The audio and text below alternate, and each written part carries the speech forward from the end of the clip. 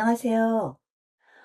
이제까지 제가 치매에 관하여 3차에 걸쳐서 말씀을 드렸는데요. 오늘은 환자 사례를 가지고 얘기를 해볼까 합니다. 제목은 경도인지장애의 증상과 진단 그리고 예방에 관해서인데요. 환자는 70세 여성인데 은퇴한 교사입니다. 최근 몇 달 동안 기억력이 떨어지고 대화를 하려면 하려던 말이나 단어가 생각나지 않아서 어려움을 겪었습니다. 구체적인 내용을 보면은 기억력이 떨어지면서 가족들과 얘기했던 내용을 잊어버리고 같은 질문을 반복하고 손자의 생일을 잊어버리고 또 과거의 기타 중요한 사건들을 잃어버리는 현상이 자꾸 발생하고요. 신문을 봐도 내용을 이해하지 못하고 같은 문장을 반복해서 읽고 있고 TV 프로그램을 열심히 보고 있는데 내용을 이해하기가 어렵고 대화하다가 적절한 단어를 찾지 못해서 자주 멈칫거리고 다른 사람의 말을 이해하는데도 어려움을 겪었습니다. 간단한 대화에서도 문장이 어색해지거나 중간에 멈추는 경우가 많다 보니 친구들과의 모임에도 잘 나가지 않고 집에 혼자 있는 것을 좋아하게 되고 가족들과 같이 이야기를 해도 자꾸 소외감을 느끼게 됐습니다. 매일같이 했던 기본적인 요리나 청소에서도 실수를 자주 하게 되고요. 필요한 물건을 찾는데도 시간이 많이 걸렸습니다. 개인 위생 관리에도 소홀하다 보니까 가족이 걱정을 하는 경우가 많아지게 되었습니다. 이런 일들이 자주 반복이 되다 보니 가족들과 친지들의 권유로 신경과 병원을 방문하게 되었습니다. 병원에서 김 씨가 받은 검사 내용은 30개 문항으로 구성되어 있는 간이 정신 상태 검사를 받았는데요. 그 검사 내용지에는 시간이나 장소, 또 현재 김 씨가 어떤 상황에 있는지, 어디에 있는지를 알 수 있는 진압력, 기억력, 주의력, 언어 능력 등을 확인하는 문항으로 구성이 되어 있고 또 간단한 그림 그리기도 했습니다. 두세 시간에 걸쳐서 뇌 기능의 세부적인 평가를 위해서 또 치매 유형을 감별하기 위해서 신경 심리 검사를 했고요. 보다 더 정확한 진단을 위해서 MRI 촬영을 했습니다. 그 결과 김 씨는 경도인지 장애라는 진단을 받게 되었습니다. 김 씨가 진단받은 경도인지 장애는 정상과 치매의 중간 단계에 해당이 됩니다.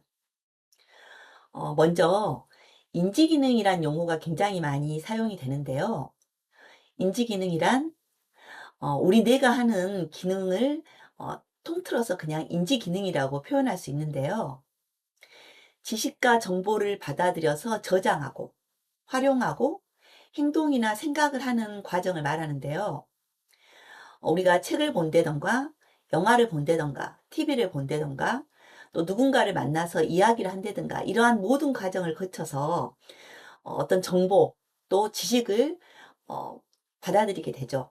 그럼 이것이 뇌에 저장이 돼서 이걸 통해서 행동을 하고 생각을 하고 또 뇌에서 기억을 하고 말을 하고 또 뭔가 판단하는 거, 또 추상적으로 생각하는 거 이런 모든 기능들을 인지 기능이라고 하는데요.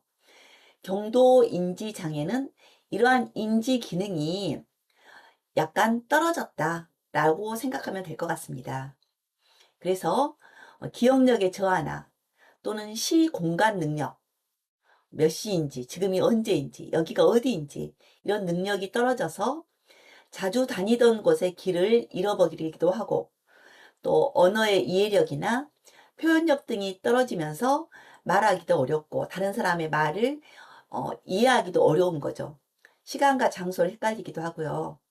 그런데 경도인지 장애는 일상생활에 지장이 없고 사회에서 어느 정도 독립적인 생활을 유지할 수 있을 때 경도인지 장애라고 합니다.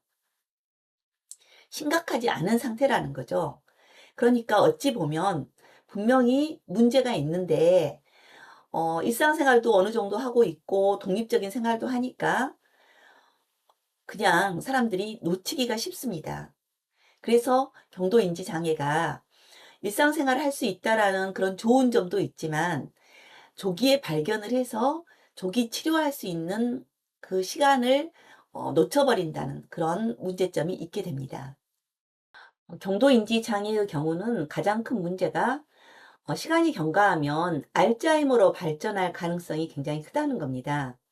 따라서 경도인지 장애라고 진단을 받는 경우 가장 큰 과제는 이 알츠하이머, 즉 치매로의 진행 과정을 늦춰주는 것이라고 볼 수 있습니다. 치매로의 진행을 늦추기 위해서 김씨 가족들은 먼저 치매 안심센터에 김씨를 등록을 하고 가족들이 환자의 케어에 관한 교육을 받았습니다. 환자의 상태가 어떠한지, 또 경도인지 장애란 무엇인지에 대한 교육을 받고 환자와의 의사소통 기술, 그리고 지역사회 자원을 활용하는 방법 등에 대해서도 교육을 받았습니다.